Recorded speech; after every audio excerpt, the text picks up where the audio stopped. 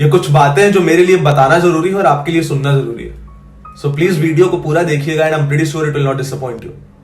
So first of all, किसी भी रिश्ते में सामने वाले इंसान को खुद से ज्यादा प्रायोरिटी देना बंद कर दीजिए।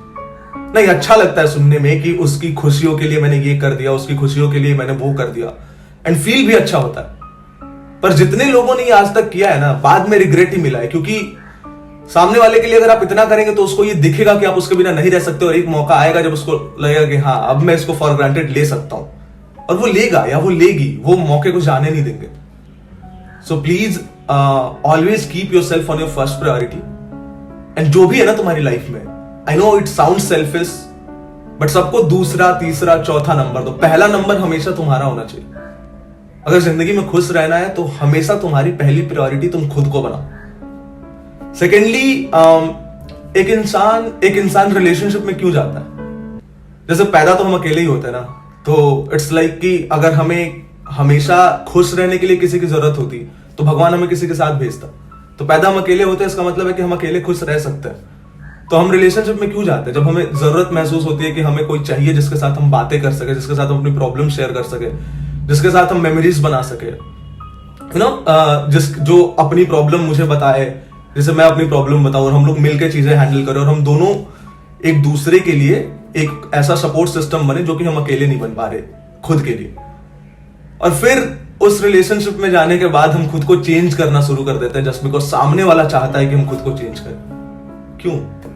आई मीन रिलेशनशिप स्टार्ट तो इसलिए हुई थी ना कि म्यूचुअल रिस्पेक्ट हो, म्यूचुअल प्यार हो, म्यूचुअली एक दूसरे की इमोशंस को हैंडल करे। तो फिर अब बदलना क्यों है? एंड अगर रिलेशनशिप आपकी प्रॉब्लम बढ़ा रही है, it's like instead of handling your problems, instead of being there for you, that person is increasing your problem, then what is the need of that relationship? I know प्यार हो गया है, प्यार है तो छोड़ना मुश्किल है, पर रहना भी तो मुश्किल है ना यार।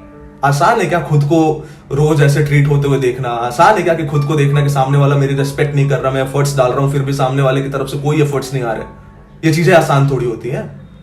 तो इजंट इट बेटर कि उसको अपनी लाइफ से निकाल दिया जाए और खुद को खुद खुश रखा जाए? क्योंकि एज आई टोल्ड यू, जब हम लोगों ने जन्म लिया था तब तो हमारे साथ कोई नहीं था ना, तो दैट सिंपली मीन्स कि हम अकेले खुश रह सकते हैं। तो हम क्यों किसी ऐसे इंसान को अपनी लाइफ में रखें जो हमारी लाइफ को और टॉक्सिक बना रहा है उसको बेटर बनाने के बजाय? Think about it. There is one more thing I want to tell you guys that कभी अपनी लाइफ को ना, किसी भी इंसान को कभी अपनी लाइफ को कंट्रोल मत करने दीजिएगा, क्योंकि हमें एक बार जीने मिलता है, और अगर हम उस एक जो जिंदगी है ना हमारी, उसको अगर हम इस तरह किसी के पीछे बर्बाद कर दें तो फिर कोई फायदा नहीं है।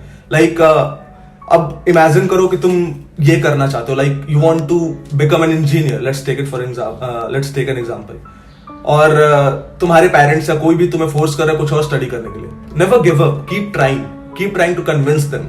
अगर कन्विंस ना हो तो be rude to them, but कभी गिव अप मत करना, कभी ये मत सोचना, कभी कॉम्प्रोमाइज मत करना अपनी लाइफ के साथ, क्योंकि कॉम्प्रोमाइज स्टार्टिंग में कर लेते हैं इंसान, बट बाद में बहुत हर्ट होता है।